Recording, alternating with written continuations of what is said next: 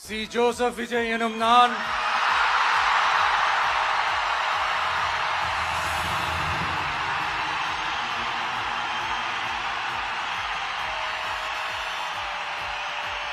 சட்டப்படி அமைக்கப்பெற்ற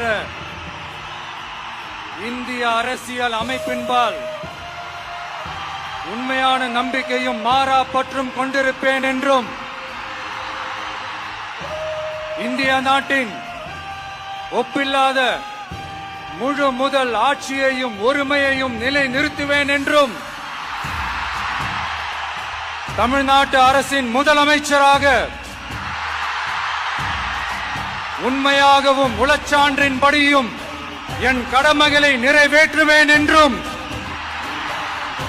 அரசியல் அமைப்பிற்கும் சட்டத்திற்கும் இணங்க அச்சமும் ஒருதலை சார்பும் இன்றி விருப்பு வெறுப்பை விலக்கி பலதரப்பட்ட மக்கள் அனைவருக்கும்